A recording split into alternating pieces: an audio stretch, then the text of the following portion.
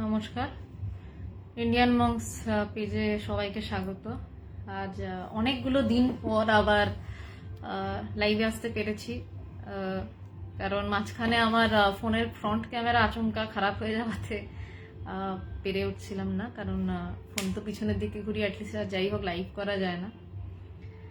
তো আজকে শুরু করছি আবার লাইভের যে ধারাবাহিক পর্যায়ক্রমটি চলতো সেখান থেকে একটু সরে এসে আজকে ইতি তোমাদের ভগবান থেকে ভগবান যেই চিঠিগুলো লিখতেন বেদান্ত সাধনা থেকে ইন্ডিয়ান মংসে আমি প্রত্যেক শুক্রবার আলোচনা করার চেষ্টা করি ভগবানকে স্বামী পবিত্রানন্দজি যেই পত্রগুলো লিখতেন।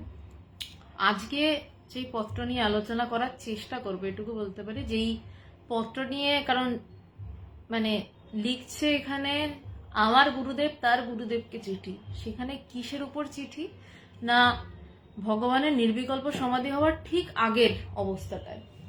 ভগবানের নির্বিকল্প সমাধি হওয়ার পরে যখন ভগবানের মানে ভগবান তো তার গুরুর কাছে চিঠি লিখছেন, আজকে যে চিঠিটা নিয়ে আলোচনার চেষ্টা করব সেখানে শিষ্যের যখন সাধনায় এগোয় তখন শিষ্যের কাছে একটা সময় পরিষ্কার হয় যে আমি কাছাকাছি এসে গেছি। শিষ্য বুঝতে পারে, সাধক বুঝতে পারে। সেই চিঠিটি ভগবান নিজের কাছে রেখেছিলেন 1978 সাল থেকে 1985 সাল অবধি। ভগবান মাত্র নমস্কার, মাত্র দুটো চিঠি ভগবান নিজের লেখা যে চিঠি গুরুদেবকে পাঠিয়েছিলেন সেই নিজের লেখা চিঠিগুলোর কপি রেখেছিলেন। বেদান্ত সাধনাতে আমি দেখতে পাই যে পবিত্রানন্দজি ভগবানকে 53টি চিঠি লিখেছেন, তার মধ্যে শেষ চিঠিটি ভগবানের জ্ঞান লাভের খবরের, এবং প্রথম চিঠিটি ভগবানকে দীক্ষা দিয়ে তার যে ভীষণ আনন্দ হয়েছে সেই চিঠি মানস প্রণাম। তো এই প্রথম এবং শেষ চিঠির মাঝে তার মানে বুঝতে পারি যে ভগবানের সাথে পবিত্রানন্দজির 52টি চিঠিতে কথাবার্তা হয়েছিল, কারণ পবিত্রানন্দজির শেষ চিঠিটি জ্ঞান লাভের চিঠি, তারপরে পবিত্রানন্দজি দেহত্যাগ করেন। তো 52টি চিঠির মধ্যে ভগবান জাস্ট দুটো চিঠি, যেই চিঠিটি নিজে পবিত্রানন্দজিকে লিখেছিলেন, সেই দুটো চিঠি নিজের কাছে কপি রেখেছিলেন। আমরা দুটো চিঠি দেখে পরে বলতাম যে ইস, ভগবান যদি সবকটা চিঠির কপি রাখতেন এবং বেদান্ত সাধনা মানে পবিত্রানন্দজি যে চিঠিগুলো ভগবানকে পাঠিয়েছিলেন, ভগবান সেই চিঠিগুলোর কপি রাখতেন কিভাবে জানেন? লকারে রাখতেন। আলমারি লকারে তো আমরা সব থেকে মূল্যবান জিনিস রাখি, ভগবানের কাছে এখনো চিঠিগুলো আলমারির লকারে রাখা তালা দিয়ে, এবং সেই চিঠিগুলিকে ভগবান জীবনের সব থেকে দামি জিনিস বলে মনে করেন। এর থেকে বেশি ভগবান মানে কোনো জিনিসকে দামি বলে আমি ভগবানকে মনে করতে কখনো দেখিনি যে গুরুদেব এবং গুরুদেবের চিঠি, গুরুদেবের উপদেশ ছাড়া। রাম দরবার প্রণাম, স্বামীনাথ প্রণাম। আজকে অনেক দিন পর, সতীর্থ প্রণাম। আজকে অনেক দিন পর আজকে সবার সাথে একটু আবার পুরোনো রকম ভাবে কথা হচ্ছে, মানে অবশ্যই চ্যাটের মাধ্যমে। তো এই 52টি চিঠির মধ্যে যে দুটো চিঠি ভগবান রেখে দিয়েছিলেন নিজের কাছে, তার একটি হচ্ছে জ্ঞানের ঠিক আগে, যেখানে ভগবান বুঝতে পারছেন যে প্রায় পথ শেষ হয়ে এসছে, আর একটা জ্ঞানের পরের চিঠি। সেখানে তো কখনো শিষ্য নিজে ডিক্লেয়ার করে না যে আমার জ্ঞান লাভ হয়েছে, শিষ্য যা অনুভব হয়েছে সেটা বুঝতে পারে ভিতরে ভিতরে, যে মনে হচ্ছে আর কিছু নেই, এইটুকু অব্দি বোঝা যায়। সেই চিঠিটা ভগবান পবিত্রানন্দজিকে লিখেছিলেন, সেটার তারিখ হচ্ছে 1985 সালে 27/2/1985। এবার যদি বলি যে এতটা দেরি কেন, কারণ ভগবানের নির্বিকল্প সমাধির দিন ছিল হচ্ছে 15ই ডিসেম্বর 1984 সাল। সেখান থেকে প্রায় 2 মাস পরে গিয়ে কেন ভগবান এই চিঠিটা লিখছেন, তার 2 মাস প্রায় 2.5 মাস পর গিয়ে। তার কারণ হচ্ছে পবিত্রদা জয় ভগবান, তিতুম দত্ত নমস্কার, কেন এতদিন পর লিখছেন? কারণ যখন কেউ জ্ঞান লাভ করে না, তখন প্রাথমিক অবস্থায় সে বুঝতেই পারে না, সে বোঝে একটা কিছু ওলট পালট হয়েছে, কিন্তু কি যে হয়েছে, এই যে ওলট পালটটা হয়েছে এটা ধরা পড়তে পড়তে অনেকগুলো দিন কেটে যায়। কারণটা হচ্ছে তখন তো পুরো মানে ঠিক বলে কতটা বোঝাতে পারবো আমি জানি না, তখন তো প্রায় একাকার হয়ে থাকা, প্রায় মানে মানে তখন সে বুঝতেও পারছে না, সামান্য ডিফারেন্স হলে তবে না ধরা পড়বে কিছু একটা গোলমাল হয়েছে। এই ধরাটা পড়ার জন্যও তো সামান্য ডিফারেন্স হতে লাগে। যখন কারোর গভীর জ্ঞান হয় তখন সে অনেকদিন যাবৎ বুঝতেই পারে না যে তার কিছু একটা হয়েছে বলে। সে বুঝতে পারে কখন না অনেক দিন পর গিয়ে তার কাছে আবছা আবছা ধরা পড়ে যে কিছু একটা হয়েছে, যখন তাকে ওই তরফ থেকে একটু নামিয়ে আনা হয়। সে নামিয়ে আসতে পারে না, তখন সে তার হাতে কিছুই খেলা থাকে না, সব খেলাটাই ওই পারের খেলা। তাই জন্য ভগবান প্রায় দেখতে পাচ্ছি যে 2.5 মাস পর গিয়ে জ্ঞান লাভের যে অনুভব, সেই চিঠিটা গুরুদেবকে লিখছেন। এবং তারপর পবিত্রানন্দজির শেষ চিঠি আসে যে তোমার সিদ্ধি লাভের সংবাদ পাইয়া চক্ষু জলে ভরিয়া গেল। সেটাই পবিত্রানন্দজির শেষ চিঠি ছিল।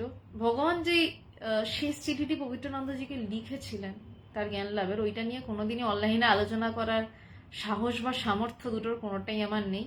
তার আগের যে অসাধারণ চিঠিটি ভগবানের তার গুরুদেব স্বামী পবিত্রানন্দজিকে লেখা, আর আমি ভগবানের শিষ্যা, তো আমার এটা একদমই ভগবানের কৃপায় একটা চেষ্টা। আমি পারবো এমনটা নয় যে বোঝাতে, যতটুকু ভগবান বলাবেন আমি চেষ্টা করব। শুরু করছি।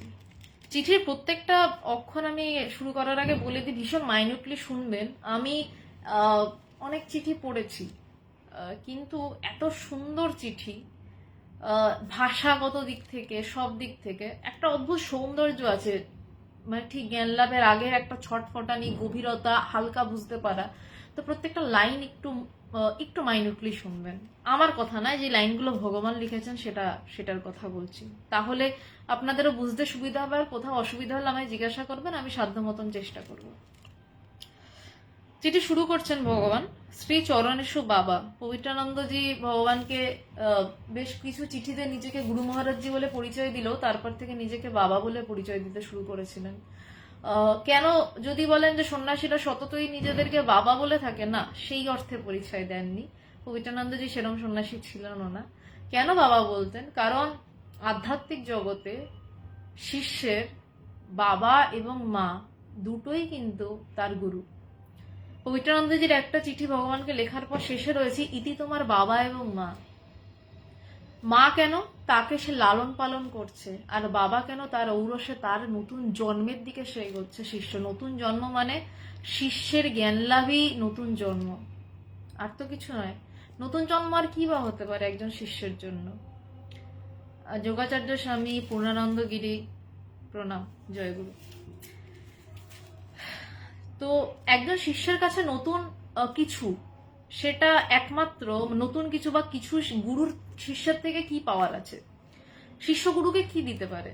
শিষ্য গুরুকে জ্ঞান লাভ দিতে পারে বলবো না, জ্ঞান লাভের আনন্দটা দিতে পারে, এবং এই জ্ঞান লাভটাও গুরু কৃপাতে হয়। সেই জন্যই পবিত্রানন্দজি বলছেন, ইতি তোমার বাবা এবং মা, তারপর বাবা বলে লিখতেন। তো গুরুকে আমরা অনেক কিছু দিই, এটা দিচ্ছি ওটা দিচ্ছি, ভাবি বোধহয় অনেক কিছু দিয়ে ফেললাম। আসলে আমরা না কোনোদিনই গুরুকে কিছুই দিতে পারি না। তার কারণ গুরুর একমাত্র খুশি, গুরুর একমাত্র তৃপ্তি শিষ্যের মুখের ওই একটা ভিতর থেকে যে শিষ্য হেসে উঠবে, যে সে পেয়ে গেছে সেই পাওয়ার হাসিটা, এবং গুরুর মুখের হাসি, তখন আর কোনো কথা থাকে না। ওই মুহূর্তটাই গুরুর জন্য শ্রেষ্ঠ। কিন্তু সেটাও আমরা গুরুকে দিতে পারি না, তার কারণ ওই মুহূর্তটাও গুরুই রচনা করেন। গুরুর রচনা করা মুহূর্ত গুরুকেই উপহার দেওয়া। রবীন্দ্রনাথের ভাষায় যদি বলি যে গঙ্গা জলে গঙ্গা পুজো করা। তো সেই জন্য গুরুর ঋণ কোনোদিনই শোধ করতে পারবো এই চিন্তাও কেউ মাথায় রাখবেন না, কারণ গুরুর ঋণ শোধ হয় না। গুরুর ঋণ কেউ শোধ করতে পারে না। বাবা মার ঋণ তাও শোধ করা যায়, হ্যাঁ, খারাপ ভাবে নেবেন না, যেটা ঘটনা সেটাই বলছে। কিভাবে শোধ করা যায়? এই জ্ঞান লাভ করে। জ্ঞান লাভ করে করা মানে হচ্ছে তার বাবা মা অনেক দূর এগিয়ে গেল, যখন একটা তার বাবা মা ছেলে বা মেয়ে জ্ঞান লাভ করছে। কিন্তু সেইভাবে বাবা মার ঋণ, পিতৃঋণ মাতৃঋণ শোধ হয়, কিন্তু গুরু ঋণ কিছুতেই শোধ হয় না। তার কারণ এই যে জ্ঞান লাভ করছে তাও গুরু কৃপায়, তো কিভাবে সে ঋণ শোধ করবে? তো ভগবান আজীবন তারপর থেকে গুরুদেবকে বাবা বলেই ডেকে এসছেন। তো সেই চিঠিটি যখন লিখছেন, ভগবান লিখছেন, শ্রী চরণেশু বাবা, যতই দিন যাইতেছে ততই তোমার উপর ভক্তি, শ্রদ্ধা, ভালোবাসা বাড়িতেছে। এই চিঠিটি আমি বেশি বড় করে বলতে পারবো না, আমি একটা একটা লাইন মাফিকই যাচ্ছি। সবাইকে নমস্কার, আমি চিঠিতে ঢুকে গেছি, আমি এখন আর কারোর সাথে কোনো কমেন্টে যাচ্ছি না, শেষের পরে আবার কথা হবে।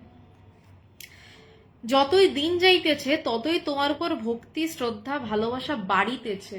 বলছে ক্রমাগত বাড়ছে। কি করে বাড়ছে? যদি গঙ্গার উৎসের দিকে যাই, তখন কিন্তু তত স্রোত গঙ্গার বাড়তে থাকবে।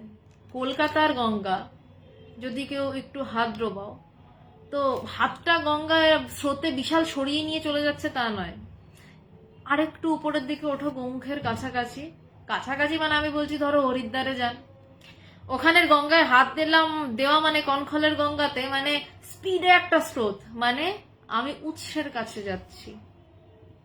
ভগবান এখানে বলছেন যতই দিন যাইতেছে ততই তোমার উপর ভক্তি শ্রদ্ধা ভালোবাসা বাড়িতেছে। কেন না ভগবান উৎসের কাছে যাচ্ছেন। গুরু কোথায় থাকেন? নয় উৎস মুখে, গোমুখে নয়, গুরু নিজের ভেতরের উৎস মুখে থাকেন।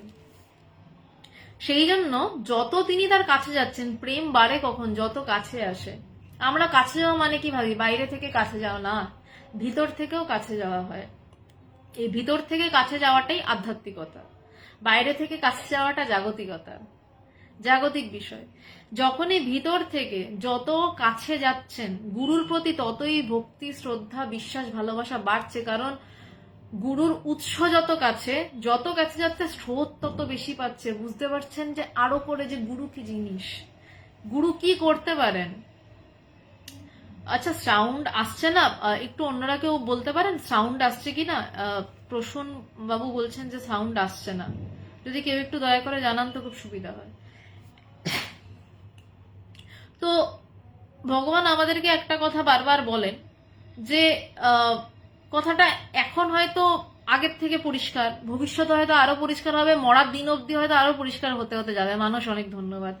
প্রসূন বাবু আপনার হয়তো ইন্টারনেটের কোনো সমস্যা আছে, ভবিষ্যতে আরো পরিষ্কার হবে এটাও জানি। কারণ গুরুর কথা আজ একরকম মানে, পরশু দিন আর এক রকম মানে, তারপরের দিন আর এক রকম মানে, এবং যেদিনকে মরে যাবো সেদিনকে আর এক রকম মানে বেরোবে। আচ্ছা সাউন্ড ক্লিয়ার আসছে, থ্যাংক ইউ চৈতালি। সুমন তোর জন্য ইম্পর্টেন্ট, শোন। তো ভগবান যেটা বলেন আমাদেরকে বারবার, কথাটা কখনোই বুঝতাম না, সেভাবে বুঝতাম না। এখন হয়তো একটু একটু ধরা পড়ে কথাটা, যে তুই তোর আধ্যাত্মিকতা কতটা বাড়বে সেটা তুই বুঝতে পারবি তোর আমার প্রতি ভালোবাসা কতটা বাড়ছে। এটার মধ্যে তুই আধ্যাত্মিকতা বুঝতে পারি। ভগবান ঠিক বসে থাকতেন, বিছানায় বসতেন, আমরা হয়তো আমি মাটিতে বসে রয়েছি, এভাবে দেখিয়ে বলতেন তফাৎটা, যে তোর আধ্যাত্মিকতা যতটা বাড়বে তত তোর তোর আমার প্রতি ভালোবাসা যতটা বাড়বে, তুই বুঝবি তোর আধ্যাত্মিকতা ততটা বেড়েছে। একটা সময় বলতেন যে তোর আমার প্রতি টান যতটা বাড়বে তুই বুঝতে পারবি আর তোর আধ্যাত্মিকতা ততটা বেড়েছে। অশোক বাবু ওম নমঃ নারায়ণ, ধন্যবাদ, প্রণাম। তো এই কথাটা তখন আমি হোস্টেলে পড়তাম, আর 17-18 বছর বয়স। তো আমি অবাক হতাম, বুঝলাম না। এখন যেন কিছুটা ধরা পড়ে যে কেন বলছেন যে তোর আমার প্রতি টান যতটা বাড়বে বা তোর আমার প্রতি ভালোবাসা যতটা বাড়বে তত তুই বুঝবি যে তুই আধ্যাত্মিকতার দিকে এগোচ্ছিস। কারণ আমার যদি গুরুর প্রতি টান বা ভালোবাসা কম থাকে, তার মানেটা কি? আমি আমার ভিতরের অন্তঃস্থিত যিনি অন্তরে গুরু, সেই গুরু আর বাইরে দেহধারী গুরু তো আলাদা নয়, দুটো আলাদা দেখতে লাগে। একটা সময় পর এটা বোধ হয় যে আমার সেই ভিতরের গুরু আর বাইরের যিনি, তিনি কোথাও গিয়ে আলাদা নয়। এমনকি আমার সাথে গুরুরও যেখানে কোনো তফাৎ খুঁজে পাওয়া যায় না। আধ্যাত্মিকতার শেষ কথা শঙ্করাচার্যের নির্বাণ ষাটকামে যেটা রয়েছে, যে গুরু নাই বা শিষ্য, যেই জায়গায় গিয়ে গুরু শিষ্যের দেখাও মেলে না, সে বড় বিষম ঠাই গুরু শিষ্যের দেখা নাই। আধ্যাত্মিক চর্চা এই জন্য। কিন্তু এই যে গুরু শিষ্য দেখা নাই, এইটার জন্য কোথায় আসতে হবে? নিজের সেই ভিতরের অন্তঃস্থিত গুরুর সাথে একাকার হতে হবে, এবং যত আমি তার কাছে যাব আমার তত একটা টান বাড়বে বাইরেও। কারণ আমি যদি মনে করি এখন যে আমি গৌমুখ ট্রেকিং করতে যাব, চন্দ্রা কাকিমা জয় ভগবান, প্রণাম। চন্দ্রা কাকিমা লাইভে রয়েছে, আমি একটু জাস্ট ইন্টারাপ্ট করছি। চন্দ্রা কাকিমা ভগবানের একজন খুব মূল্যবান একজন ভক্ত, এবং আমার অনেক আগে থেকে উনি, এবং উনি না থাকলে উনি প্রথম বিশাল বড় একটি কাজ করেছিলেন গুয়াহাটি সিটি সেন্টার আমাদের আশ্রমের জন্য, এবং ওনার বাড়িতে একটা সময় স্বামীজিরা থেকে ইন্টারন্যাশনাল বেদান্ত সোসাইটির কাজ করতেন। তো এই যে আজকে বসে কথা বলতে পারছি না, পিছনে ইন্টারন্যাশনাল বেদান্ত সোসাইটি ভগবান তৈরি করেছেন, তার কত এইরকম সুন্দর সুন্দর ছোট মানে মূল্যবান ভক্তদের মানে দাঁড়িয়ে থাকার জন্য আজকে কথা বলতে পারছি, সেই জায়গাটাকে যদি সম্মান না দিই তাহলে কথা বলাটাই অসম্মানের হয়ে যায়। তো চন্দ্রা কাকিমা আমাদের সাথে রয়েছে, তো চন্দ্রা কাকিমাকে মানে শুধু শ্রদ্ধা ভালোবাসা জানাতে পারি, এর বেশি তো আর কিছু পারবো না, তার যা কাজ ভগবানের জন্য। তো যাই হোক, আমি আবার বিষয়ে ফিরছি। তো এই যে যেটা বলছিলাম, যে আমি যদি মনে করি আমি গোমুখ ট্রেকিংয়ে যাব, তো আমাকে তো প্রথমে চিন্তা করতে হলো আমি গোমুখ ট্রেকিংয়ে যাবো, এবার বললেই তো আমি যাওয়াটা শুরু করতে পারি না। আমি একটা লাইন নিয়ে এতক্ষণ কথা বলছি, তার কারণ এই চিঠিটা এরকমই। আমাকে প্রথমে মানসিক একটা ভালো লাগা আসতে হবে যে গোমুখে আমি যাব, আমাকে গোমুখের দিকে যেতে হবে। এবার আমার ভালো লাগাটা কি করে আসবে না, আমি যতই জায়গাটার সম্পর্কে জানবো, জায়গাটার সম্পর্কে শুনতে পারবো, জায়গার আশেপাশের হয়তো ছবি দেখছি, আগেকার দিনে ভ্রমণ কাহিনী থাকতো পড়ছি, তত আবার জায়গাটার প্রতি যাওয়ার আসক্তি বাড়ছে, আমায় যেতে হবে। ঠিক যেমন গুরুর মুখে যখন শুনি যে বাইরে কোথাও কিছু নেই, ভিতরেই ঈশ্বর রয়েছে, ভিতরেই গুরু বসে আছেন, তখন আমার ভিতরে একটা চাহিদা জন্মায় আধ্যাত্মিক জগতের প্রথমে, যে গুরু চাহিদাটা জন্মানো করান যে তোকেও সেই জায়গাটা বুঝতে হবে, তোকে সেই জায়গাটায় পৌঁছাতে হবে। গুরু কখনো বলেন না যে আমি সেই জায়গায় পৌঁছে গুরু হয়ে গেছি, তুই কোনোদিন এই জায়গা বুঝতে পারবি না, পৌঁছাতেও পারবি না, তুই শুধু শিষ্যই হয়ে থাক। একথা কোনোদিন কোনো গুরু বলেন না। গুরু সবসময় এটা বলেন যে আমি যেই জায়গাতে পৌঁছেছি তুইও সেই জায়গাতে পৌঁছাতে পারবি, পারলে তুই আরো বড় হয়ে যা, পারলে তুই আরো আরো অনেক বেশি গভীরে চলে যা, কিন্তু তুই সেই জায়গাটায় পৌঁছা। তো যখন এই পৌঁছানোর কথা বারবার গুরু বলছেন, তখন ভিতর থেকে ওই সেই গোমুখের ট্রেকিং এ যাবো একটা চাহিদা তৈরি হয়। কারণ কলকাতায় তো গঙ্গা পাচ্ছি, কিন্তু তারপরেও আমি উৎসতে যেতে চাইছি, আরো দুর্গম জায়গা দিয়ে ওই সুন্দর গঙ্গার তীব্র ধারা দেখতে চাইছি। কেন চাইছি? কারণ আমার ভিতরে চাহিদা তৈরি হচ্ছে। এবার যত আমি যাচ্ছি, এখান থেকে দিল্লি গেলাম, দিল্লি থেকে গোমুখের দিকে ট্রেকিং এ, মানে ওখান থেকে ঋষিকেশ হরিদ্বার হয়ে, মানে ওই দিক থেকে রাস্তা রয়েছে, আমি যাইনি, আমি জানি না। তো যত আমি কাছে যাচ্ছি গোমুখে, তত কিন্তু আমার ভিতরে চাহিদা বাড়ছে, আর গঙ্গা স্রোতও পাশে বাড়ছে। শুধু আমার চাহিদা বাড়ছে তা নয়, এক পক্ষের বিষয় নয় কিন্তু এটা। কলকাতা থেকে হরিদ্বার পৌঁছাচ্ছি, গঙ্গা স্রোত অন্যরকম, কনখল যাচ্ছি আরেক রকম, প্রয়াগ যাচ্ছি আরেক রকম। সেখান থেকে যত উঠছি তত কিন্তু শুধু যে আমার গঙ্গার উৎসমুখ দেখার চাহিদা বাড়ছে তা নয়, গঙ্গার স্রোতও কিন্তু আমাকে উল্টো ভাবে দিচ্ছে। দুটোই কিন্তু সমানুপাতিক, আমার চাহিদা এবং গঙ্গা স্রোতের ধারা। ঠিক তেমনি যখন আমি নিজের ভিতরে আমার নিজের অন্তর্স্থিত গুরুকে উপলব্ধি করতে চাইব, এবং যত আমি সেই দিকে যাব, হাঁটা যত লাগাবো সেই পথে, যত ভিতরে সেই গুরুর কাছে পৌঁছাবো, তত কিন্তু গুরুর প্রতি শ্রদ্ধা, ভক্তি, ভালোবাসা আমার বাড়তে থাকবে। দুটো কিন্তু সমানুপাতিক। যদি আমি এখন বলি যে আমার গুরুর প্রতি সেরকম ভালোবাসা নেই, অথচ আমি আধ্যাত্মিক জ্ঞান লাভের জন্য দৌড়াচ্ছি, হতে পারে না। গুরুই একমাত্র যে তোমাকে আধ্যাত্মিক জ্ঞান লাভের জন্য তার সবকিছু দিয়ে তোমাকে জগতের থেকে আধ্যাত্মিক দিকে ঠেলে পাঠাচ্ছেন। তো সেখানে কিভাবে হতে পারে যে তোমার গুরুর প্রতি ভালোবাসা বাড়ছে না, তুমি গোমুখের দিকে যাচ্ছ না, আর তোমার গঙ্গা স্রোত বাড়ছে? হতে পারে না। গঙ্গা স্রোত যদি বাড়তে হয়, গুরুর দিকে দৌড়ানোও বাড়তে হবে। এবং একটা সময় পর যখন গোমুখ দেখে, তখন তার কিন্তু আর কোনো ভাষা থাকে না, সে বসে পড়লো, সে বসে পড়ে প্রাণ ভরে ওই দৃশ্যটাকে সুন্দরভাবে দেখতে লাগলো। তখন তার আর হাঁটাও নেই, তার আর চিন্তাও নেই কবে পৌঁছাবো গোমুখ। তেমনই যখন গুরু কৃপায় সেই জায়গায় পৌঁছে যাওয়া যায়, তখন শুধুই রেস্ট। গোমুখ থেকে তো আবার ফিরে আসার ব্যাপার আছে, কারণ হেঁটে যাওয়া, যে এখানে তো হাঁটাও নয়, এখানে তো গেল মানে মিশে গিয়ে একাকার হলো। তারপর গঙ্গার জলে যদি পড়ে যেতে হয়, গোমুখ ধাক্কিয়ে এমনি কলকাতা পাঠিয়ে দেবে, যে জ্যান্ত বা মৃত। তেমনই ভিতরের গোমুখে যদি পৌঁছানো যায় না, তখন এখানে মৃতের কোনো স্থান নেই, তখন সে চির জীবন্ত, চির জ্যান্ত হয়ে ফেরত পাঠায়। সেই স্রোত আবার গঙ্গার জলে ভেসেই সে আবার জগতে মুখ তুলে তাকায়, কিন্তু সেই যে মুখটুকু তুলছে সেটাও সেই গঙ্গার জলে ভেসে থাকা অবস্থাতেই। কোনো মতেই সে গঙ্গা থেকে পুরো ওঠে না। কোনো জ্ঞানী যার নির্বিকল্প সমাধি হয়েছে গুরু কৃপায়, সে কোনোদিনই সম্পূর্ণ ওঠে না।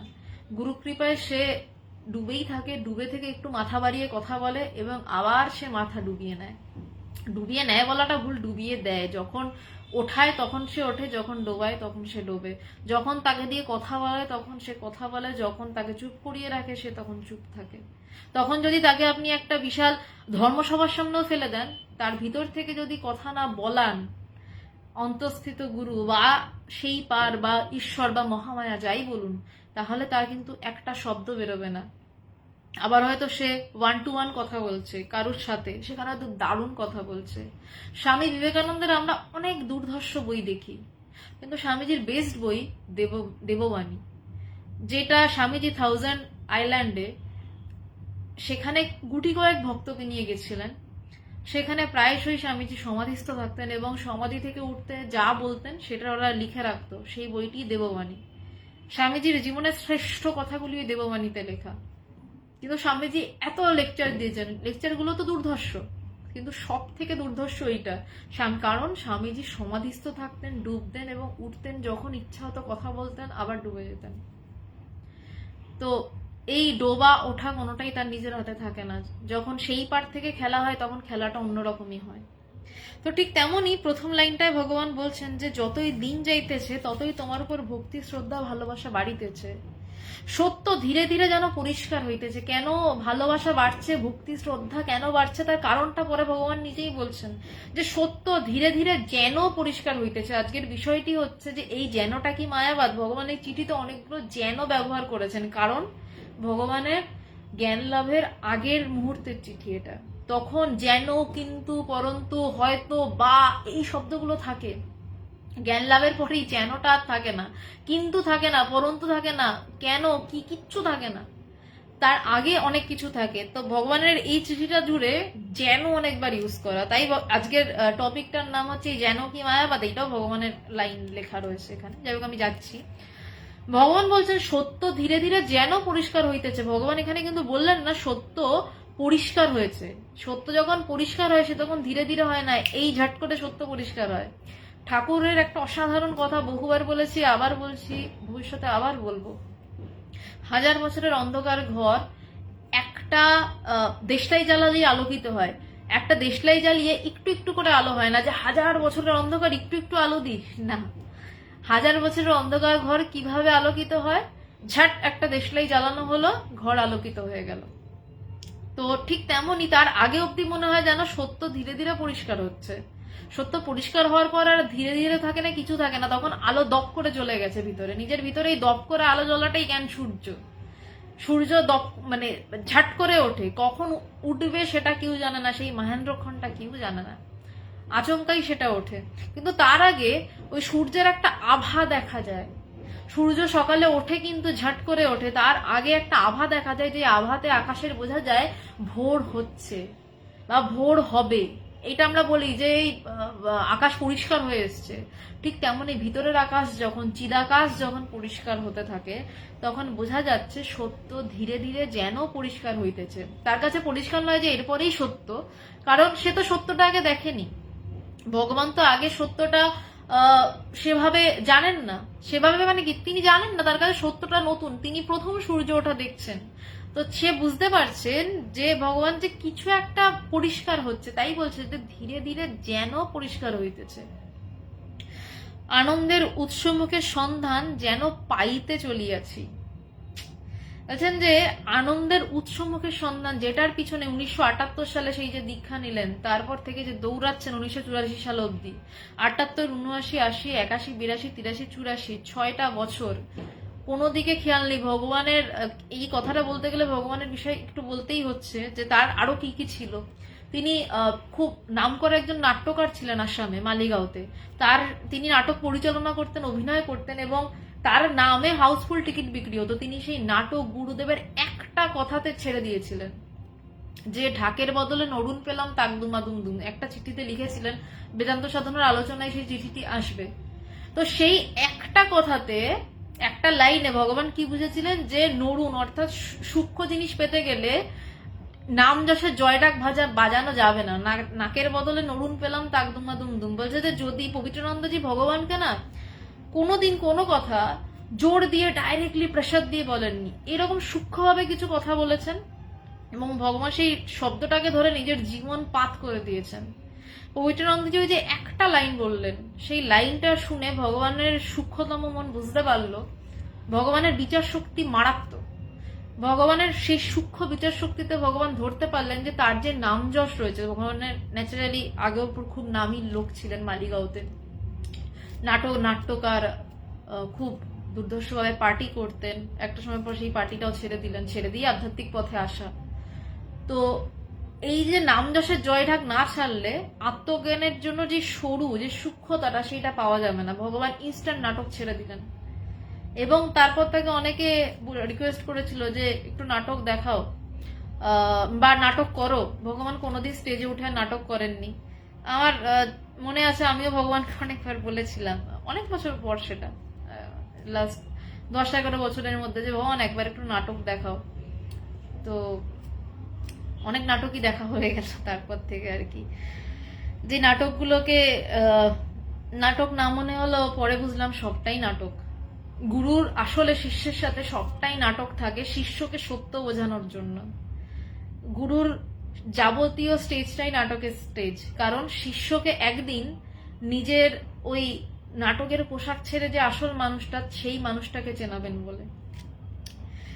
তো ভগবান গুরুদেবকে লিখছেন, আনন্দের উৎসমুখের সন্ধান যেন পাইতে চলিয়াছি। 6 বছর সাধনার পরে এক কথায় এত নামযশ ছেড়ে দেওয়া, এক কথায় সমস্ত জাগতিক সবকিছু ছেড়ে দিয়ে এক মনে গুরুর পায়ে পড়ে থাকার পরে, গুরুর চিঠির জন্য পাগলামো করার পরে, ভগবান বারবার পোস্ট অফিসে যেতেন, যে গুরুদেব চিঠি পাঠিয়েছেন জিজ্ঞাসা করতেন। পোস্টমাস্টার বিরক্ত হয়ে যেত, তখন তো আর কোনো মাধ্যম ছিল না। এই রকম প্রাণপাত পরিশ্রম করার পরে বলছেন যে আনন্দের উৎসমুখের সন্ধান যেন পাইতে চলিয়াছে। এবং ভগবান গুরুদেবকে কেমন ভাবে ভালোবাসার পর এই কথা বলতে পারছেন, একটা ছোট্ট উদাহরণ দিই। একদিনকে আমি দুর্গাপুর থেকে হোস্টেল থেকে ফিরেছি। নর্মালি আমি হোস্টেল থেকে ফিরলে আগে বিরাটিতে যেতাম, গিয়ে ভগবানের কাছে ব্যাগটা ফেলে দিতাম, ফেলে দিয়ে তারপর ভগবান হয়তো আমাদেরকে নিয়ে, কয়েকজনকে নিয়ে হাঁটতে বেরোলেন বাইরে। বিকেলবেলা ভগবান বাইরে হাঁটতেন। তো ওরকমই একটা দিনে ভগবানের সাথে গিয়ে ব্যাগটা জাস্ট হোস্টেল থেকে দুর্গাপুর থেকে ফিরে ব্যাগটা রেখে দেখছি ভগবান হাঁটতে বেরোচ্ছেন। তো ভগবান তো ভগবানের সাথে হাঁটতে বেরোলাম। তো ভগবান হাঁটতে হাঁটতে, তার সাথে আরো অনেকজন ছিল, তো আমি আর ভগবান হাঁটছি একসাথে। ভগবান হঠাৎ, আমিও হোস্টেল থেকে প্রায় দুর্গাপুর থেকে 3 ঘন্টা জার্নি করে ঢুকেছি, 3 ঘন্টা 4 ঘন্টার জার্নি। তো ভগবান হঠাৎ আমাকে আস্তে করে বলে উঠলেন, এবং কথাটা আমার কাছে এতটাই মূল্যবান, মানে সারা জীবন বাঁধিয়ে রাখার মতন একটা কথা, যে দেখ, আমি আসাম থেকে কলকাতায় আসতাম, প্রায় 13-14 ঘন্টার একটা জার্নি। তারপর এখান থেকে পুরুলিয়া বাসে করে দৌড়াতাম, আমি দাঁড়াতাম না গুরুকে দেখার জন্য। কারণ পবিত্রানন্দজি কখনো পুরুলিয়াতে থাকতেন, কখনো আবার জনাইতে থাকতেন। তো যখন পুরুলিয়ায় থাকতেন, ভগবান কলকাতায় নেমে স্প্ল্যানেডে বাস ধরেই দৌড়াতেন। আমি এই তথ্যটা জানতাম না। আমি ভগবানকে বললাম, ভগবান তুমি মানে আসাম থেকে ফিরে তুমি বাড়িতে না ঢুকে তুমি স্প্ল্যানেড থেকে বাস ধরে দৌড়াতে পবিত্রানন্দজির কাছে? বলছে হ্যাঁ রে, আমার গুরুর কাছে আমি এভাবেই দৌড়াতাম। আমি আসতাম আসাম থেকে 12-13 ঘন্টা, তারপরে আবার প্রায় 7-8 ঘন্টার কাছাকাছি একটা জার্নি। আমার কোনো ক্লান্তি বোধ হতো না। তুইও দুর্গাপুর থেকে এসেছিস, জানলাম না, দুর্গাপুরটা তো ছোট ডিস্টেন্স, প্রায় ভগবান 24 ঘন্টা জার্নি করতেন। এইভাবে সে গুরুকে ভালোবাসতেন, এইভাবে তিনি গুরুর জন্য দৌড়াতেন, ভগবান দৌড়াতেন এইভাবে পবিত্রানন্দজির জন্য। তারপরে তিনি এই চিঠিটা লিখতে পারছেন পবিত্রানন্দজিকে, যে আনন্দের উৎসমুখের সন্ধান যেন পাইতে চলিয়াছি। আনন্দের উৎসমুখের সন্ধান পাওয়া ভীষণ সহজ, কিন্তু তার জন্য গুরুর প্রতি যে ভালোবাসাটা লাগে, সেইটা না হলেই আনন্দ উৎসমুখের সন্ধানটা বাড়িতে বসে বই পড়ে, হাজার শাস্ত্র পড়ে কিছুতেই হয় না। তাকে গুরুর দিকে দৌড়াতেই হবে। কারণ আমাকে বারবার বলছি, আমাকে যদি গোমুখে যেতে হয়, আমাকে যদি গঙ্গার ধারার তীব্রতা বাড়া দেখতে হয়, আমাকে কিন্তু গোমুখের দিকে কষ্ট করে যেতে হবে। এবং তখন কিন্তু কষ্টটাকে কষ্ট বলেই বোধ হয় না, তার কারণ আমি তার কাছে যাচ্ছি, আমি আমার গুরুর কাছে যাচ্ছি। সে আমাকে যদি এখন কেউ দুর্গাপুর যেতে বলে, আমি একবারে হাত তুলে দেব যে আমি পারবো না বাবা। আমার এখন যে কলেজ ছেড়ে এসেছি প্রায় 7 বছর, আমি তারপরে একবার মাত্র দুর্গাপুর গেছিলাম, কিন্তু ওই যে 4টে বছর আমার দুর্গাপুরে হোস্টেল জীবন কেটেছিল, আমি প্রত্যেক সপ্তাহে কলকাতায় আসতাম। আমার তখন মানে সবাই ইয়ার্কি মারতো আমাকে যে তোর কলকাতা দুর্গাপুরটা 0 কিলোমিটার হয়ে গেছে না, আমি বলতাম হ্যাঁ মোটামুটি 0 হয়ে গেছে, ডেলি প্যাসেঞ্জার হয়ে গেছিলাম। তো আমার সেই সময় কষ্টটাকে কোনো কষ্টই বোধ হতো না, কারণ আমি যাচ্ছি কোথায় না আমার গুরুর কাছে, যেখানে আমার পরম প্রাপ্তি, যেখানে যাওয়ার জন্য পৃথিবীর সব করা যায়। এবং করছিলামও কেন, অবশ্যই আমার স্বার্থ ছিল, কারণ আমার ভালো লাগছিল। এবং সেই ভালো লাগাটা আজকে তার কৃপাতে এমন জায়গায় এসে পৌঁছে যে সেই ভালো লাগার কথা মানে তিনি বলাচ্ছেন বলেই বলা যাচ্ছে আর কি। তো এই আনন্দে উৎসমুখের সন্ধান যখন শিষ্য পায়, সে বোঝে সেই আনন্দের উৎসমুখটা কি ভয়ঙ্কর রকমের সুন্দর। তাই বলছেন যে আনন্দের উৎসমুখের সন্ধান যেন পাইতে চলিয়াছি। এবং এর পরের যে লাইনটা লিখলেন ভগবান, আমি গুরু সম্পর্কে এই রকম শব্দ আমি কোথাও পাইনি। আলোক মণ্ডল পবিত্রানন্দজি স্বামী বিবেকানন্দের শিষ্য ছিলেন না। আমাদের ধারা সারদা মায়ের দিকের ধারা, পবিত্রানন্দজির গুরুদেব ছিলেন স্বামী কৃষ্ণানন্দজি, তিনি সারদা মায়ের সরাসরি শিষ্য ছিলেন, সরাসরি সন্ন্যাসী শিষ্য, এবং তার শিষ্য পবিত্রানন্দজি, তার শিষ্য ভগবান। এই যে এখন যে লাইনটা বলছি গুরু সম্পর্কে, আমার কাছে এর থেকে অসাধারণ ডেসক্রিপশন আমি পাইনি। বলছেন যে আনন্দের উৎসমুখের সন্ধান যেন পাইতে চলিয়াছি, এবং গুরু যে কি ভয়ঙ্কর সুন্দর। গুরুর ডেফিনেশন ভগবান লিখছেন যে গুরু যে কি ভয়ঙ্কর সুন্দর। গুরুর দুই রূপ রয়েছে।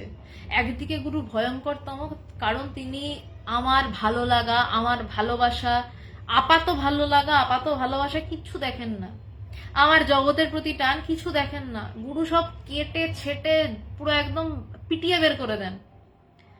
গুরু একমাত্র নিজের ভিতরের দিকে তাকানো ছাড়া আর কোনো দিকে তাকাতেই দেন না। তো গুরু এই জায়গায় দাঁড়িয়ে ভয়ঙ্কর, কারণ সে জানে শিষ্যের কষ্ট হচ্ছে, কারণ সে শিষ্যের একটা একটা করে ডানা ছাড়ছে, যে শিষ্যের অহংকার ছাড়ছে, শিষ্যের আমি আমি ভাব ছাড়ছে। আমি তৃষিতা সেন, আমি একজন যাই হোক ফার্মাসিস্ট হোয়াট এভার, এইসব জিনিসগুলোকে তিনি ছাটেন ধীরে ধীরে, আমাদের নাম ছাটেন, চিন্তা ছাটেন, যেই চিন্তাতে আমাদের মানে মানুষকে ধরা, যেই চিন্তাতে মানুষকে ছাড়া, তিনি সেই চিন্তার মূলে গিয়ে ধাক্কা মারেন। সেখানে কিন্তু গুরু দেখেন না বাছা আমার শিষ্যটার এই জগৎটাকে ছাড়তে কষ্ট হচ্ছে না, দেখেন না পুরো পুরো কুঠার মেরে গাছটাকে ভেঙে দেন। এই জায়গাতে দাঁড়িয়ে গুরু ভয়ঙ্কর। কিন্তু গুরু সুন্দর কোথায়? গুরু সুন্দর এই জায়গাতে সবকিছু ভালো লাগা, আপাত ভালো লাগা ছেটে দেওয়ার পরে গুরু শিষ্যকে সেই জায়গায় নিয়ে দাঁড় করায় যেই জায়গাতে সে দেখে যে সব সুন্দর, এবং আগের সৌন্দর্যের কোনো ভূমিকাই নেই এখানে। এখন যেই ভালোবাসা, এখন যেই সৌন্দর্য সে পাচ্ছে, এখন যেই তৃপ্তি সে পাচ্ছে জগৎ থেকে, সে কোনোদিন জগৎ থেকে সেই তৃপ্তিই পায়নি। সে তখন জগৎটাকে সব তার নিজের বলে বোধ হচ্ছে, একটা বিড়ালকে দেখে নিজের বোধ হচ্ছে, একটা পিঁপড়েকে দেখে নিজের বোধ হচ্ছে, তার সব কিছু নিজের বলে বোধ হচ্ছে, তার কিছু যায় আসছে না কিছুতে। যখন শিষ্যের এই জায়গাতে গুরু তাকে হাত ধরে নিয়ে দাঁড় করান, তাই জন্য গুরু একদিকে ভয়ঙ্কর, সে সব নিষ্ঠুরের মতন উড়িয়ে দেয়, মাথাটাও কেটে দেয়। মাথা অর্থে কি? অহংকারের মাথা। এই যে আমি আমির মাথা সারাক্ষণ আমাদের ভিতর থেকে উঠছে, আমি আমি এটা করব, আমি সেটা করব, আমি হ্যান করব, আমি ত্যান করব, সারাক্ষণ এই কথা আমাদের ভিতর থেকে উঠছে এবং উঠছে। সেই ওঠার মাথাটাকে গুরু কেটে দিলেন, এবং তার সাথে যেই জায়গায় নিয়ে দাঁড় করালেন সেখানে সব প্রাপ্তি, যেখানে মানুষ চিরজীবিত, যেখানে মানুষের জন্মও নেই, যেখানে মানুষের মৃত্যুর দুঃখও নেই, যেখানে গুরুও নেই। গুরু কিন্তু নিজের জায়গাটা রেখে শিষ্যকে এই জায়গাতে পৌঁছালেন না, গুরু নিজের জায়গাটাও জলাঞ্জলি দিয়ে দিলেন, তার গুরু ভাবটাকেও জলাঞ্জলি দিয়ে দিলেন। তার তো গুরুর তো কখনোই আমিত্ব থাকে না, তাহলে সে গুরুই নয়, কিন্তু তারপরেও একটা গুরু ভাব নিয়ে তাকে শিষ্যকে বোঝাতে হয়, কারণ শিষ্যকে বোঝাতে গেলে তার গুরু ভাব ছাড়া সম্ভব নয় শিষ্যকে সেই সমুদ্র পার করানো। তিনি কিন্তু সেই নিজের গুরু ভাবটাকেও ছেটে বের করে দিলেন। গুরু এতটাই ভয়ঙ্কর, তার সাথে এতটাই সুন্দর।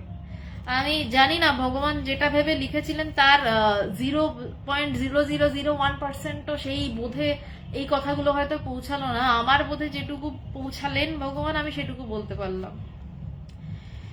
বলছেন যে এই লাইনটা বলছেন যে তাহা যেন পরিষ্কার হইতেছে। প্রথম লাইনটায় কি বললেন? সত্য ধীরে ধীরে যেন পরিষ্কার হইতেছে, আনন্দের উৎসমুখের সন্ধান যেন পাইতে চলিয়াছি। তার পরের চিঠিতেই তিনি সেই আনন্দ পেয়ে গেছেন। বলছেন যে উৎসমুখের সন্ধান যেন পেতে চলেছি, বুঝতে পারছি খুব কাছে গোমুখ, এবং গুরু যে কি ভয়ঙ্কর সুন্দর তাহা যেন পরিষ্কার হইতেছে।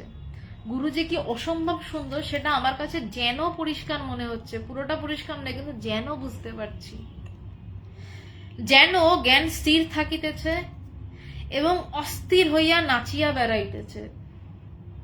ঠাকুরের এই কথাগুলো কিন্তু ভগবান এই কথাগুলো ঠাকুর বলছেন কি জ্ঞান স্থির হইতেছে, অস্থির হইয়া নাচিয়া বেড়াইতেছে, এবং সাপ হেললে দুললেও সাপ স্থির থাকিলেও সেই সাপ। ঠাকুর রামকৃষ্ণদেবের এই কথাগুলো ভগবান কি বলছেন যে যেন জ্ঞান স্থির হইতেছে, কারণ তার কাছে তো ধরা প্রায় পড়ে গেছে, পুরোটা ধরা পড়েনি, সরি। যেন জ্ঞান স্থির থাকিতে হইতেছে এবং অস্থির হইয়া নাচিয়া বেড়াইতেছে। বলছে জ্ঞানটা স্থির হচ্ছে, যেন যেন স্থির হচ্ছে। যেনটা কেন বললেন? কারণ জ্ঞান যদি সত্যই স্থির হয়ে যেত তাহলে জ্ঞানের আর কোনোদিনই অস্থির হয়ে নিচে বেড়ানোর কথাই নয়। জ্ঞান কোনোদিনই অস্থির হয়ে নাচে না। আমাদের মনে হয় যেন জ্ঞান অস্থির হয়ে নেচে বেড়াচ্ছে। যদি বলি কেন, এই যে কথাগুলো শুনছেন, নানা চিন্তার বুড়বুড়ি হয়তো মাথাতে কাটছে।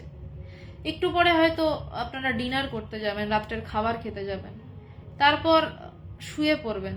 সেই একই মন নিয়ে যেটা দিয়ে আপনারা শুনছেন সেই মনটা নিয়ে খেতে গেলেন, সেই মনটাই শুয়ে পড়লো এবং হয়তো গভীর ঘুমে তলিয়ে গেল।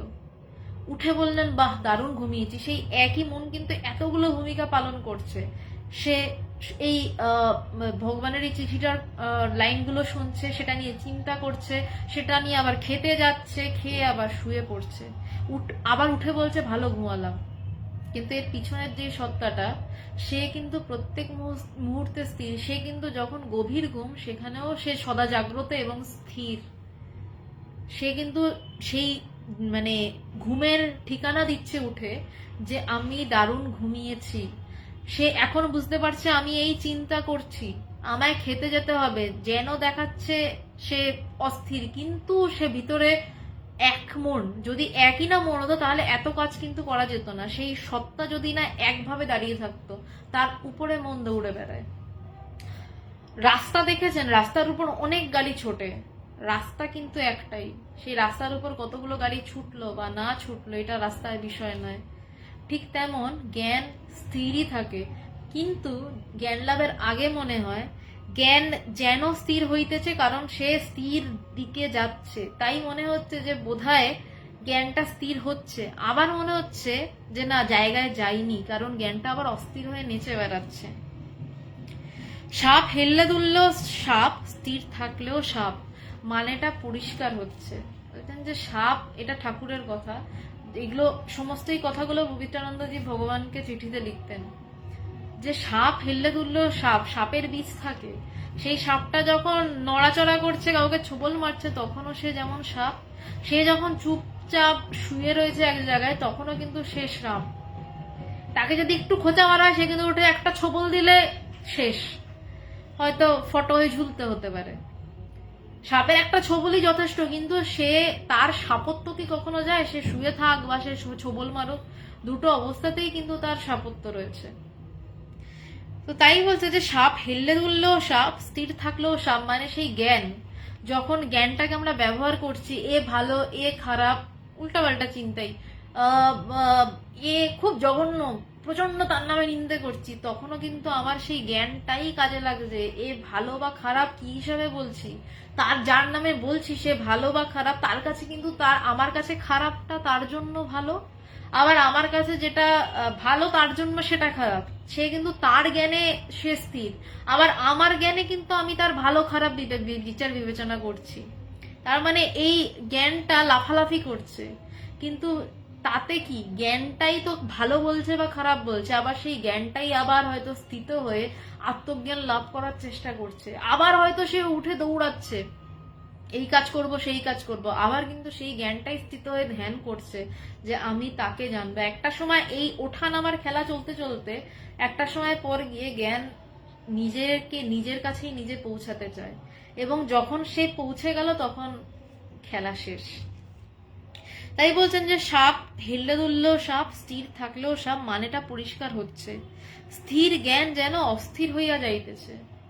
ভগবান বলছে স্থির জ্ঞান যেন অস্থির হয়ে যাচ্ছে। এই যেন শব্দগুলো টু মাচ ইম্পর্টেন্ট এই চিঠিটাতে। বলছেন যে স্থির জ্ঞান, বুঝতে পারছেন ভগবান, কারণ সে প্রায় সেই গোমুখের কাছে, সে প্রায় নিজের ভিতরে সেই জ্ঞান লাভের কাছে। বলছেন যে স্থির জ্ঞান যেন অস্থির হচ্ছে, স্থির জ্ঞানটাকে যেন মনে হচ্ছে একটু অস্থির, কিন্তু জ্ঞানটা যে স্থির সেটা ভগবানের কাছে ধরা পড়ে গেছে, যে জ্ঞানটা স্থির কিন্তু যেন অস্থির হচ্ছে। সে বলছে না যে আমার জ্ঞানটা অস্থির হচ্ছে, বলছেন যে যেন অস্থির হচ্ছে, মানে তার কাছে প্রতিভাত হচ্ছে বা দেখাচ্ছে জ্ঞানটা অস্থির হচ্ছে। তাই সে ভগবান বলছেন যে স্থির জ্ঞান যেন অস্থির হইতেছে, অস্থির হইয়া যাইতেছে, অখণ্ড যেন খণ্ডাকারে প্রতিভাত হইতেছে। অসাধারণ। বলছেন যে অখণ্ড, সেই অখণ্ড সত্তা যেখানে কোনো খণ্ড বিখণ্ডের প্রশ্ন নেই, যেখানে আমি তুমির জগৎ নেই, বলছেন যে সেই অখণ্ড ভগবানের কাছে তখনও খণ্ডাকারে যেন প্রতিভাত হইতেছে, কিন্তু ভগবান বুঝতে পারছেন যে আসলে তাহা অখণ্ডই, সেখানে খণ্ডের কোনো জায়গা নেই, তাই কিন্তু তাও দেখাচ্ছে। তাই জন্য এই চিঠিটা জ্ঞানের আগের চিঠি, ঠিক আগের মুহূর্তের চিঠি। বলছেন যে অখণ্ড যেন খণ্ডাকারে প্রতিভাত হইতেছে, অখণ্ডটাকে যেন মনে হচ্ছে খণ্ড, যেন মনে হচ্ছে আমি তুমির জগৎ, কিন্তু সেটা যে যেন আমাদের কাছে কি আমি তুমির জগৎটাই আসল, আমি তুমির জগৎটাই সত্য।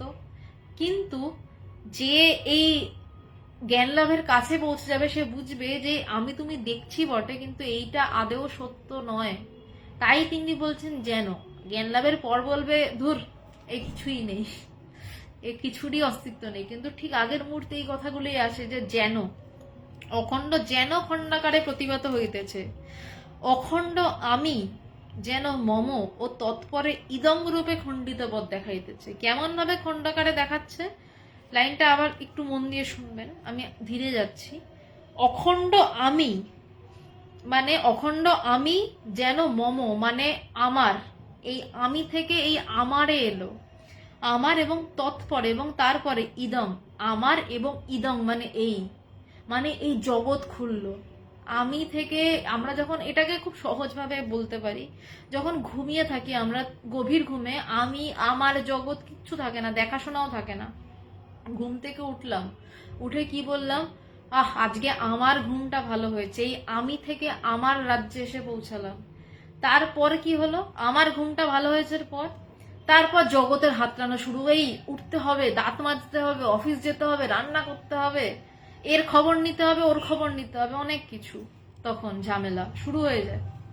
কিন্তু তার আগে কিন্তু যখন আমি ঘুমাচ্ছিলাম, সাধারণ ঘুম, জ্ঞান লাভ দূরস্থান, সাধারণ ঘুমের মধ্যেই আমার জগৎ থাকে না। সেই ঘুম থেকে ওঠার পরে আমার জগৎ নিয়ে এত লাফাই আমরা, আমাদের জীবনটাই আমার আর জগতের পিছনে কেটে যায়। আমরা ভাবতেও চাই না যে যখন ঘুমাচ্ছিলাম তখন আমি ছেলে নামে এই জ্ঞানটুকুই ছিল না, তো সেই আমি উঠে আমি ছেলে, আমি মেয়ে, আমার জগৎ, আমার পরিচয়, আমার টাইটেল, আমার বংশ, আমরা কত কিছু নিয়ে লাফাই, অথচ ওই আমিটাকেই আমরা কোনোদিনও খোঁজ করি না। কিন্তু গুরুকৃপায় যে সেই আমির খোঁজ করতে শুরু করে, সে বলছে যে অখণ্ড আমি, ভগবান বলছেন যে অখণ্ড আমিটা তো অখণ্ড, সেখানে কোনো আমার জগৎ বা আমার এলে তারপর তো তুমি এলে। আমি ঘুম থেকে উঠে তবে না সূর্য ওঠা দেখবো, আমি যদি ঘুমিয়ে থাকি সূর্য আমার কাছে উঠবে না, সূর্য আমার কাছে অস্ত, আমি উঠে সূর্যকে ওঠাতে পারি, যে আমার কাছে সূর্যের উদয় হলো। তো তাই বলছেন যে অখণ্ড আমি যেন মম, অখণ্ড আমিটা যেন মম, এই যেনটা ইম্পর্টেন্ট, যে যেন মনে হলো আমার হলো, তৎপরে ইদং রূপে, তৎপরে এই জগৎ রূপে খণ্ডিত বোধ হয়ে গেল। কিন্তু সেটাও যে যেন, সেটা তার কাছে সত্য নেই, এইটা তার কাছে ধরা পড়ে গেছে। এর পরের লাইনটা আরো অসাধারণ। বলছেন যে উপরে, আসলে এই চিঠির প্রত্যেকটা লাইনই না একটা থেকে একটা অসাধারণ, মানে ওই জন্য বারবার প্রত্যেকটা লাইনে যেতে যেতেই বলতে হচ্ছে যে এটাও মন দিয়ে শুনুন, এটাও অসাধারণ লাইনটা। বলছেন যে উপরের অংশগুলো তোমার, কারণ এই যে লাইনগুলো, যেন সাপ জ্ঞান স্থির হইতেছে এবং অস্থির হইয়া নাচিয়া বেড়াইতেছে, সাপ হেললে দুললেও সাপ, স্থির থাকিলেও সাপ, মানেটা পরিষ্কার হচ্ছে, স্থির জ্ঞান যেন অস্থির হইয়া যাইতেছে, অখণ্ড যেন খণ্ডাকারে প্রতিভাত হইতেছে, অখণ্ড আমি যেন মম এবং তৎপরে ইদং রূপে খণ্ডিতবৎ দেখাইতেছে। এই সবকটা লাইনই পবিত্রানন্দজি ভগবানকে চিঠিতে লিখতেন। শুক্রবার করে যে বেদান্ত সাধনার আলোচনা হয়, ধীরে ধীরে ওই জায়গাতে আমরা যাব। তো ভগবান বলছেন যে উপরের অংশগুলো তোমার, কারণ এই লাইনগুলো পবিত্রানন্দজি ভগবানকে লিখে পাঠাতেন এবং সেই লাইনগুলোতে যেন ছিল। এবং ভগবান বলছেন যে এবং প্রত্যেকটিতেই যেন রয়েছে, যে এই যেনটা রয়েছে, যেন মানে বোঝা যাচ্ছে কিন্তু একটা একটা বাধো বাধো ব্যাপার। যেনর উচ্ছেদ হলেই মধ্য ও অন্তলীলার উচ্ছেদ। বলছে এই যেনটা যদি উঠে যায় তাহলে এই মধ্যলীলা, মধ্য এবং অন্তলীলা, এই যে পরিণাম প্রাপ্ত হচ্ছে, স্থির জ্ঞান যেন অস্থির হইয়া যাইতেছে, এই মধ্যলীলা মানে এই যেনটা যদি উঠিয়ে দিই, তাহলে যেনটা উঠে গেলে কি হবে, লাইনটা স্থির জ্ঞান অস্থির হইয়া যাইতেছে, তার কাছে ক্লিয়ার।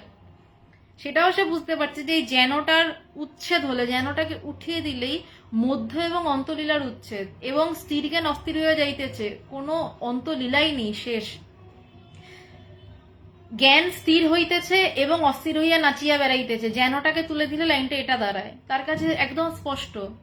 তাই বলছেন যে যেনর উচ্ছেদ হলে মধ্য অন্তলীলার উচ্ছেদ, মধ্য অন্তলীলাও শেষ।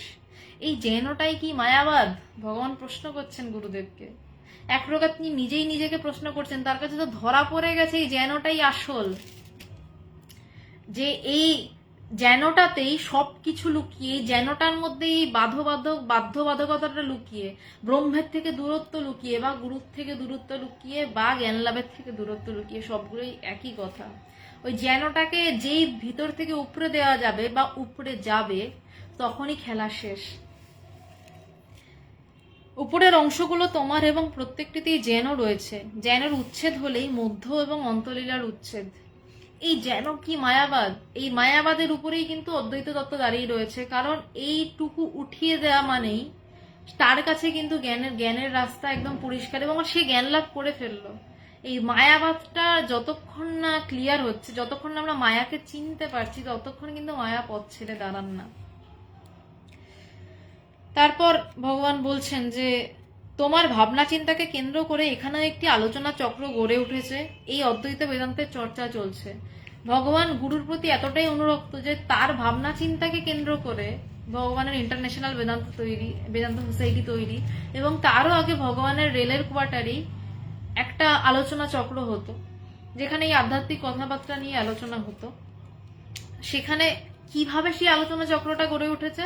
ভগবানের নিজের ভাবনা চিন্তাকে কেন্দ্র করে বলছেন না, ভগবান কি বলছেন যে তোমার ভাবনা চিন্তাকে কেন্দ্র করে। তার মানে এই লাইনটাতে বোঝা যাচ্ছে যে সে কতটা তার অহং শূন্য, আমি ভাব শূন্য। নয়তো বলতেন যে তোমার এখানে অদ্বৈত বেদান্তের ভাবনা চিন্তাকে কেন্দ্র করে একটা চক্র চলছে, বা আমি চালাচ্ছি, চলছে বলতেন না, চক্র চালাচ্ছি।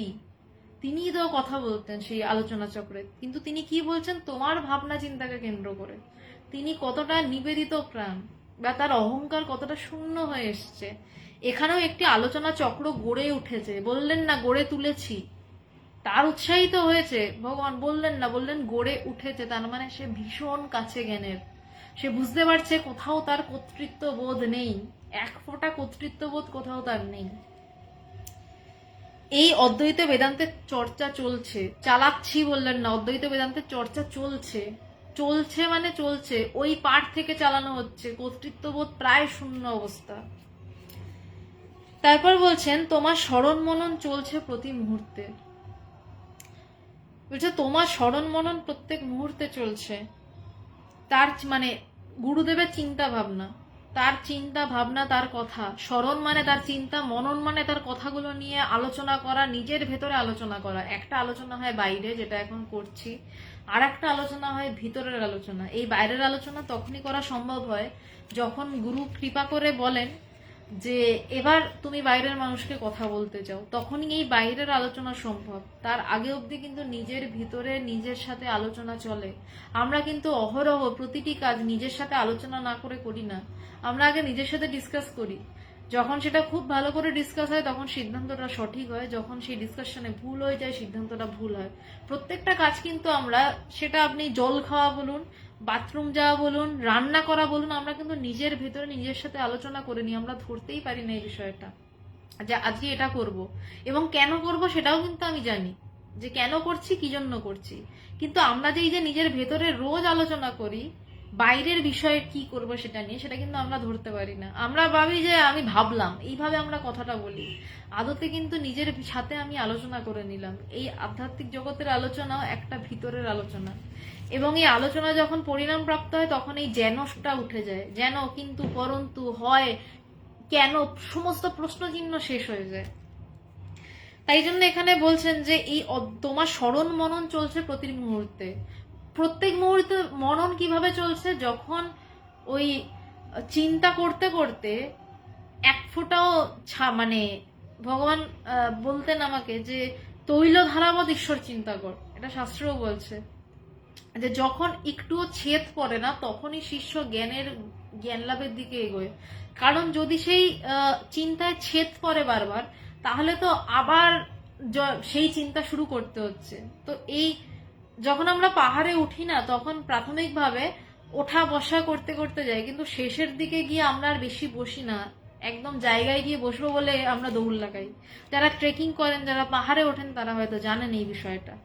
ঠিক তেমনই স্মরণ মননটা যখন অবিচ্ছিন্ন হয়, যখন সেখানে কোনো ছেদ না থাকে, তখনই সে জ্ঞান লাভের কাছাকাছি পৌঁছায়। তাই বলছে যে তোমার স্মরণ মনন চলছে প্রতি মুহূর্তে। ভগবান বুঝতে পারতেন যে সেখানে একটাও ছেদ নেই। ভগবান তারপর গুরুর কাছে প্রার্থনা করছেন। যখন শিষ্যের মধ্যেই প্রার্থনা চট করে কিন্তু বেরোয় না, যখন এই প্রার্থনা বেরোয় গুরু তার প্রার্থনা পূর্ণ করেন। ভগবান প্রার্থনা করছেন, আশীর্বাদ করো যেন উপলব্ধি করতে পারি তোমার অমোঘ মহাবাক্য। সে প্রার্থনা করছে কি না, পবিত্রানন্দজির একটা মহাবাক্যই পবিত্রানন্দজিকে বলে, নিরবিচ্ছিন্ন চৈতন্য অধিষ্ঠান রূপতা সর্বকালে সর্বদেশে। এই লাইনটার প্রত্যেকটা শব্দই একটা ব্যাখ্যার বিষয়, আমি যতটা পারি ছোট করে চেষ্টা করছি। নিরবচ্ছিন্ন মানে যেইখানে নিরবচ্ছিন্ন চৈতন্য, যেইখানে চৈতন্যের কোনো বিচ্ছিন্নতা নেই, যেখানে চৈতন্য উঠে বলছে না যে চৈতন্যর ওঠাও নেই, যেখানে চৈতন্যর পড়াও নেই, যেখানে চৈতন্যর ডোবাও নেই, যেখানে চৈতন্যের ভাষাও নেই, মানে ডোবা ভাষার কথা বলছি, শব্দ নয়। যেখানে চৈতন্য বলছে না উঠে যে আমার এটা, এই জগৎ, এই করব, কিচ্ছু বলছে না, যেখানে নিরবিচ্ছিন্ন চৈতন্য, যেখানে কোনো বিচ্ছিন্নতা নেই, যেখানে খণ্ডাকার নেই, যেখানে অখণ্ডের ঘর, যে সেই নিরবিচ্ছিন্ন চৈতন্য বলছে। ভগবান এই লাইনটা লেখার আগে লিখছেন, আশীর্বাদ করো যেন উপলব্ধি করতে পারি, গুরুর কাছে চাইছেন এবারে তোমার অমোঘ মহাবাক্য। পবিত্রানন্দজির যে মহাবাক্য, আমরা জানি আমাদের 4টে মহাবাক্য আছে শাস্ত্রে, ভগবান তার গুরুর মহাবাক্যকে মহাবাক্য হিসাবে ধরছেন।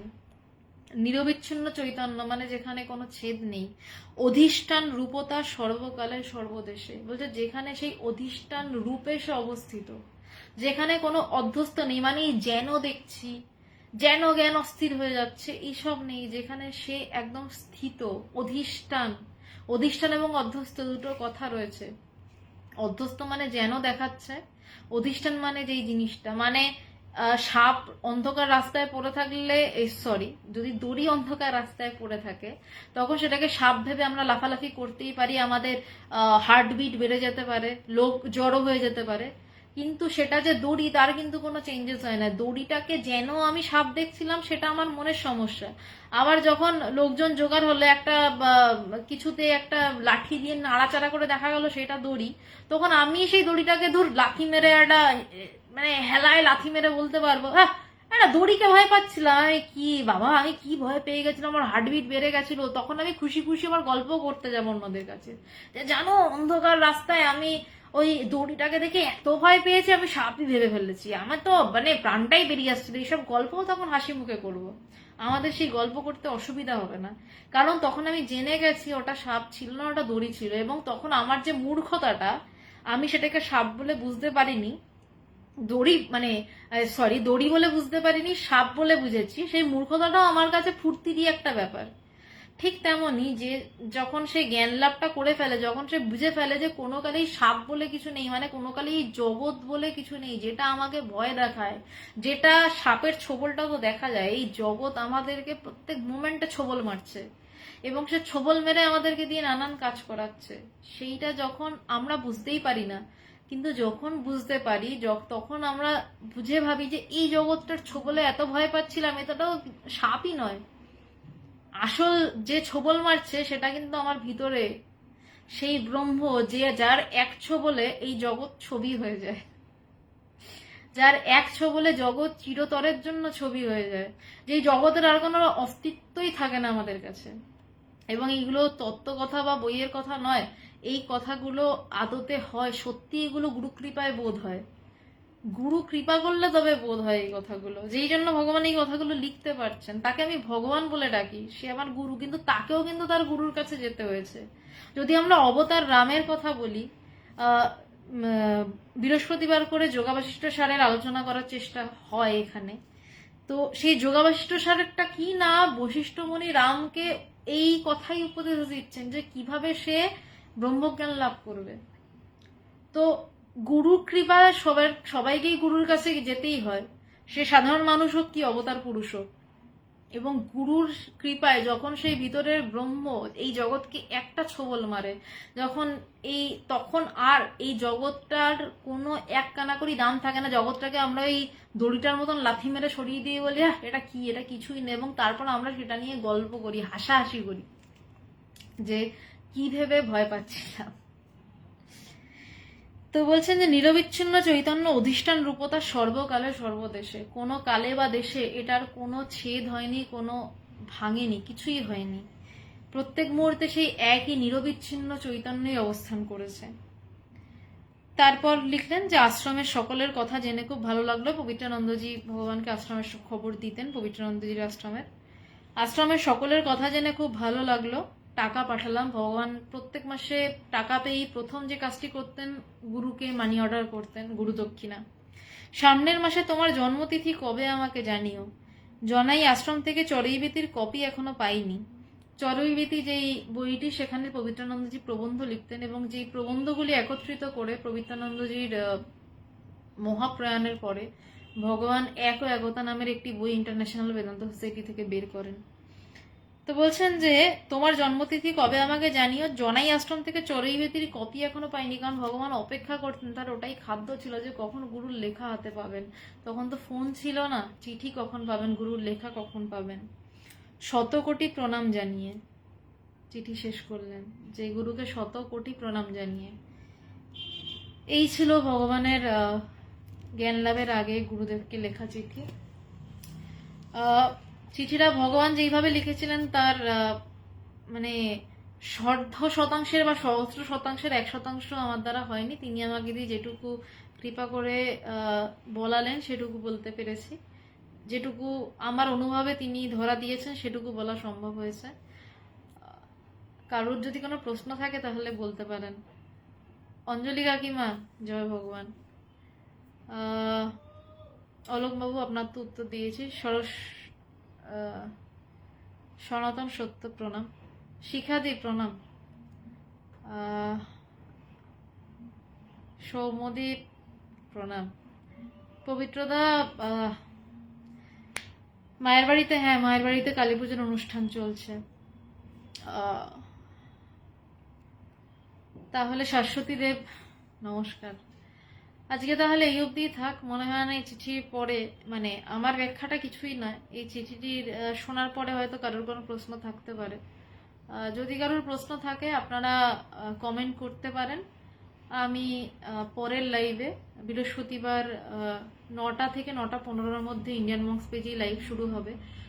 যোগা বাশিষ্ঠ সার থেকে যে আলোচনাটা চলছিল সেটি আবার শুরু করার চেষ্টা করব।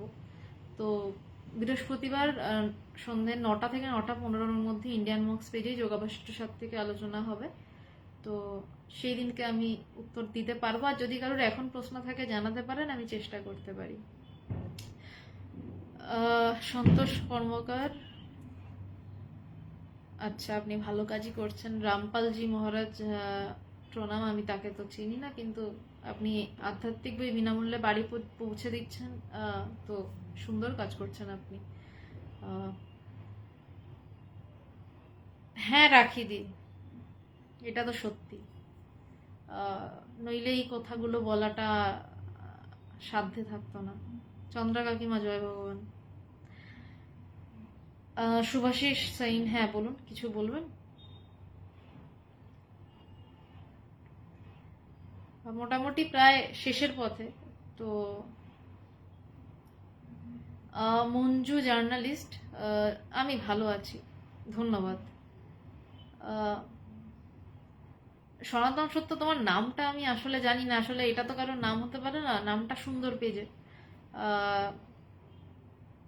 ভগবানের এই কথাগুলোই সম্বল, সম্বল একমাত্র, এবং অনুভবটাই সম্বল একমাত্র, আর তো কিছু সম্বল নেই।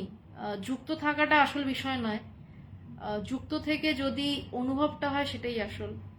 তো সেই অনুভবের জন্য চেষ্টা করুন, প্রার্থনা করুন। আচ্ছা শুভাশিস বাবু, আপনার যা মনে হচ্ছে কোনো কথা নেই, আপনি একটাই শব্দ বারবার লিখছেন, তাহলে আমি লাইভটা বন্ধ করছি। রাতও যথেষ্ট হয়েছে, 10:30 বাজে। বৃহস্পতিবার আবার 9টা থেকে 9টা 15-15-র মধ্যে ইন্ডিয়ান মুভস পেজে দেখা হচ্ছে। নমস্কার।